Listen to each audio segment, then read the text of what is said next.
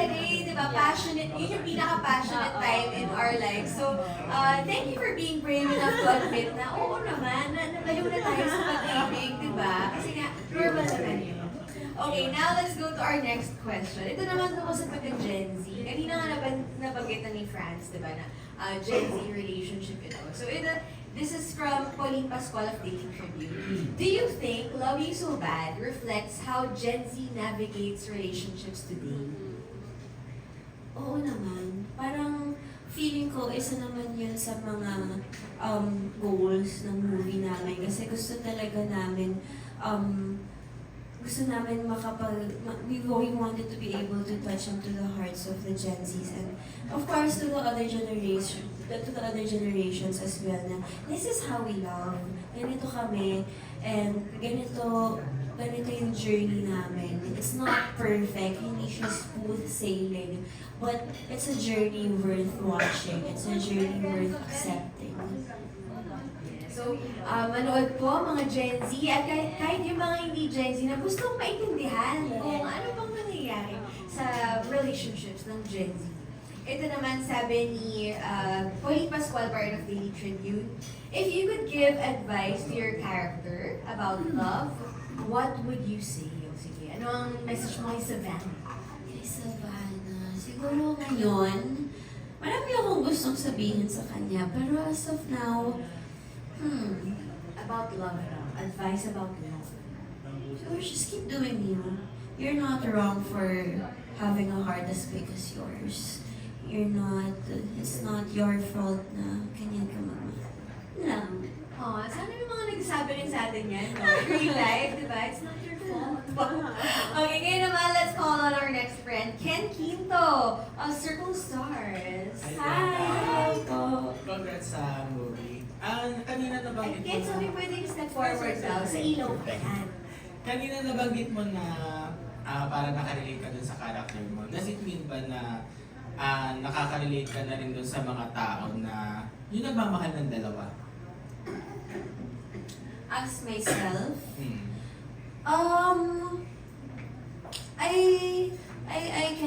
I wouldn't be able to speak for myself right now because honestly, yung utak at puso ko na kay Savannah pa.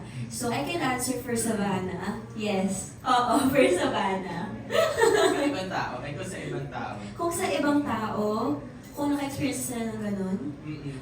I'm sure, oo, hindi naman siya bago. Siyempre lahat naman tayo parang, or most of us nakaka-experience ng parang, we all experience being in that situation wherein we are torn. Hindi natin alam kung ano yung mas matimbang sa puso natin. So, yeah, I'm sure na I'm sure madaming makaka-relate din dito sa movie na to. And dito sa movie, hindi ka ba parang may takot na yung mga fans nagkakaroon ng comparison or may pinipili, gano'n? Nang takot? Siguro no. Hindi. Because kampante rin naman ako sa fact na yung dalawang boys, meron silang sarili nilang magic. Kumbaga, si Will, he can bring this much to the table and Dustin can also bring just as much to the table. Kumbaga, magkaiba sila ng spice. So, whatever the fans love about them, they're loved for a reason. And, yeah, okay.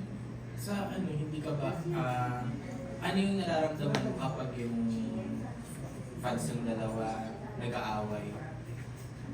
Siyempre may pain din sa part ko. Kasi kung ako lang rin naman yung papapiliin ko, gusto ko siyempre happy family tayo. Pero, diba, hindi naman perfect yung mundo.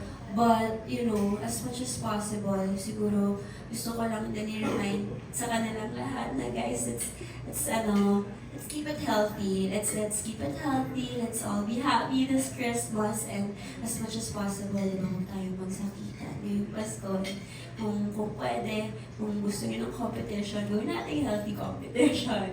Diba? May ano ba na nakakausap mo yung mga fans na nare-remind mo sila? Siguro from time to time, syempre we don't get the chance naman to be able to talk to them every day. Pero for the three of us, siguro what we can do is be good role models for all of them, to all of them. Thank you. Thank you. Thank you, Ken. Alam mo, ang ganda nung how you handle it kasi nga dapat talaga mature and responsible pa rin kahit na alam mo nung may nangyayari, hindi mo sila basta magsasabungin na lang or hayaan kasi isipin mo, wala naman akong magagawa eh. But you know, you're responsible pa rin. So now let's go to our next question. This is still from Pauline Pascual of Daily Tribune. Ito naman. Okay, punta tayo sa kasi nga end of the year na. So ito, what's your biggest 2025 takeaway and your manifestations for 2026? Siguro yung 2025 takeaway ko is, siguro to just really take it slow. Before kasi, I think I've mentioned this in another interview, but I used to gusto ko noon sobrang fast-paced yung buhay ko. As in sobrang, I'm here, pero inisip ko naman gagawin ko next. Siguro yung takeaway ko is just to live in the moment, diba? And enjoy life. You never know when this is going to happen again. Yung manifestation ko for 2026, more projects, more work. Gusto ko pa ng narag na schedule, gusto ko pa ng full schedule, gusto ko pa ng walang pahinga, gusto ko magtrabaho hanggang sa makakaya ko. I want to be pushed to my limits. And yeah, just enjoy what I love doing. Speaking of more projects, ano bang mga gusto mong gawin in your Oh career? my God! Ang dami ko bang gustong gawin, pero isa sa mga dream projects ko siguro is Jezebel. Oh my God! Sobrang dream project ko talaga yun. Kaya lang, perhaps kapag ganun, kailangan ko talaga maging physically fit pa, lumangoy under, diba, the sea na, so, I mean, marunong naman lumangoy, pero ibang klaseng training kasi yung, diba, the ocean and everything. Mabigat po yung buntot. Yung diba? buntot, so, mga training yun, kailangan mo talaga ng abs, tsaka ng core. So, yeah, isa yun. Like your idol, Ann Curtis. Like my diba? Ayan, oo, yun. Other than that, alam mo lately, parang naisip ko, gusto ko mag-action. Sobrang random, diba? Ang layo ng tinalon. Gusto ko siya mag-try because I feel like sobrang layo niya sa usual na ginagawa ko. Action. Yeah. So, obviously, no, hindi ka parang, you're the kind of actress na ayaw mong makulong lang sa isang genre or kung anong ina-expect sa'yo ng mga tao. Gusto mo mag-try ng iba-iba. If ever, sino mo mga gusto mong makatrabaho na mga artista?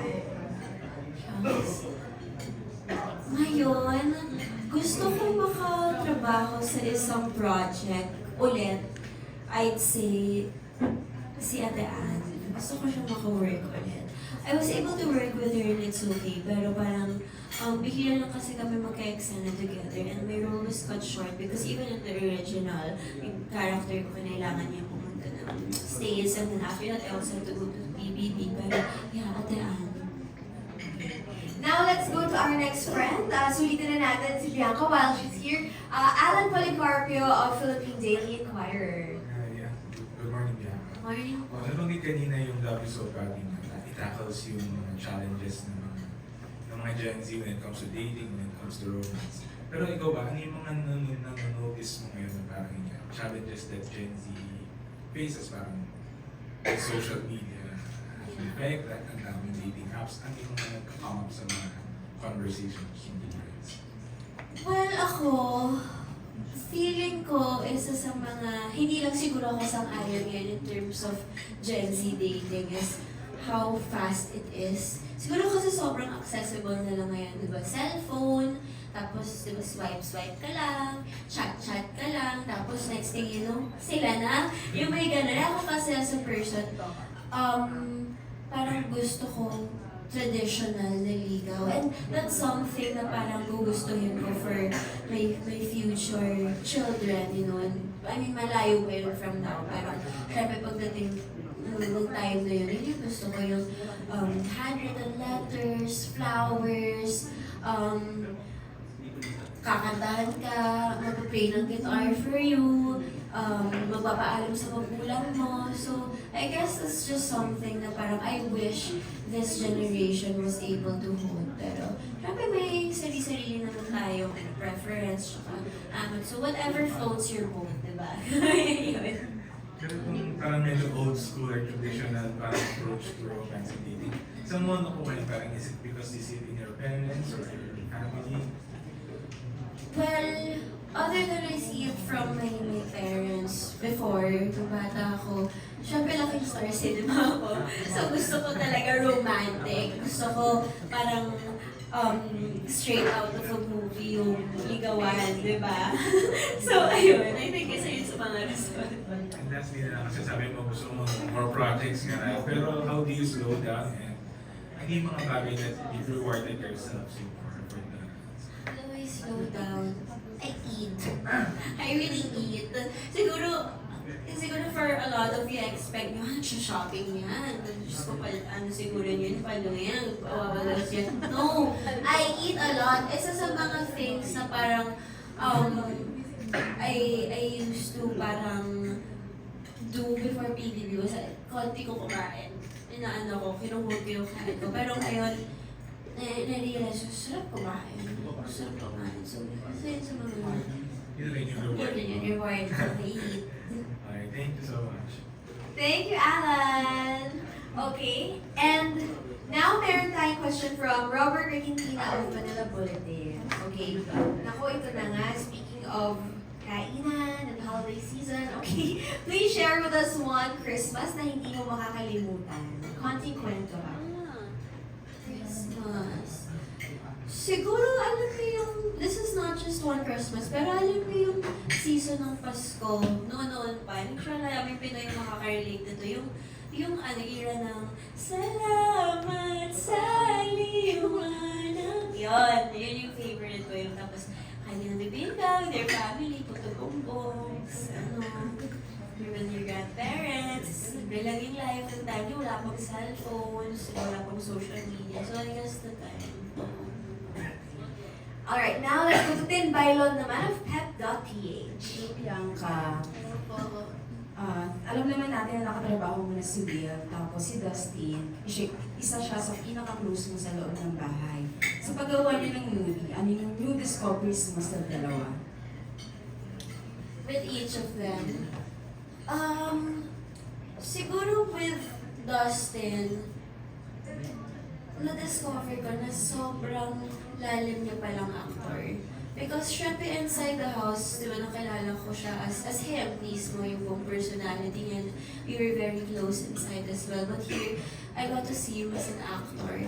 And masasabi ko lang talaga, grabe what people say about him, all the bashings na hindi siya magaling, hindi totoo. Because nakita ko face to face kung gaano siya kasipag bilang isang aktor, kung gaano niya kamahal yung ginagawa niya, kung gaano siya how his heart is really in it. Grabe, may mga times sa movie na parang pag nag-take kami or maabot isang araw, hindi kami nag-uusap because he's really in his character, he's so focused. So, with that, sobrang hangang-hanga ako. With Will naman, ang na-discover ko dito sa movie is that he's still the same playful Will that I know, the same malambing Will that I know to everyone. Pero dito nakita ko na-discover ko yung maturity niya as well. Ang laki ng pinagbago niya from how I first met him 2 years ago, in a good way ha. Parang now he's able to, mas nakakapag-open up na siya sa maraming tao, mas nakakapagbantuhan na siya. Before kasi parang hindi rin naman masama na parang introverted siya before, but now super proud ako because after PBB, mas na-open up niya na yung sarili niya sa mga ibang tao. So yeah, I'm really happy to be able to get to know them in this way. So nabanggit mo na yung bashing kasi talagang ina-attack si Dustin online. So paano mo siya sinusupport as a friend? Well, syempre I try my best to be there for him and that suluhin siya bilang leading lady niya at bilang love team niya. Syempre, at this point, I don't think words are enough because I don't think you can play fire with fire. Kung words yung pinapato sa kanya, hindi ko naman siya ma-reassure with words. So, how do I do that? I try to be present. Mas lalo na sa set, kapag siguro napag-unayan siya ng loob, kapag medyo feeling niya na parang kulang siya, ano na ko bilang co-actor niya sa salo, kung anong kailangan niya. And not just me ha, our director, si Direct May, ang laking tulong na nabibigay niya sa amin dito. Because syempre may mga times talaga na natataw talaga namin yung sarili namin. But she's always there para saluhin kami everyday. So kayong tatlo ba, napag-uusapan niyo ba yung fan war? Pag magkakasama kayong tatlo, and paano niyo, ano yung atake niyo sa mga fan war? Do we talk about the fan wars? No, we really don't. Parang feeling ko at this point, ano na kami, parang gusto namin positive na muna yung lahat ng pag-uusapan namin, makikita namin. And I don't think it's healthy for us at this point, especially because our hearts, our minds, and our souls, it's in our movie. So I don't think we have the time to talk about it. Thank you, Bianca. Thank you. Thank you din. Okay, now, punta naman tayo sa Secrets of Hotel 88. Last na lang, okay? Without spoiling anything, what can you tell us about it? What makes this mystery drama unique? Well, syempre sobrang ibang-iba siya sa PBB because syempre PBB is a reality show. Ito naman grabing mystery, thriller na medyo may pagka-action. So sobrang ibang-iba sa kung ano kami talaga. And it's very exciting because again, tulad dito parang si Mika kasi sa loob ng PBB, diba, best friend ko siya. Tapos dito, nakita ko siyang na-arte, ibang-iba siya. So parang ang saya lang kasi parang nakakapaglaro kami. At the same time, we get to share the same craft all together na share namin kung ano yung love namin all together. And parang, ano lang din, ang laking pasasalamat lang din talaga namin sa GMA and ABS. Kasi syempre, after naman PBB, parang na-expect naman natin lahat na may kanya-kanya ng ganap, which is true. But because of this project, nakakapag-reunite kami. Diba? It's like parang kaming sa malaking buong pamilya na parang nagsi-uwian sa Pilipinas. So, yun yung feeling namin. Balikbayan feels. Balikbayan Yes. feels. Oo. Sorry. Okay pa naman. Pero we're so happy for you. Ang dami mo mga projects, The Secrets of Hotel 88, and I Love You So Bad. So please invite everyone to support it, and baka may message ka sa lahat ng supporters mo. Ayan, everyone, maraming salamat po sa lahat ng pagmamahal at suporta. And of course, our upcoming teleserye, The Secrets of Hotel 88, with my fellow PBB Collab Season 1 housemates. Malapit na po yan. And of course, our upcoming movie, this MMFF, this December 25. This is December 25 na in all cinemas nationwide called Love You So Bad, directed by the one and only Direct May Cruz Algar. Thank you very much. It was nice having you here, Bianca. And sobrang galing mo sumagot. Very mature, and very responsible, and very still you. Very kikay, authentic, and everything. We love you here. We support you here sa Star Magic. We're so happy for all your blessings. So maraming salamat for joining us.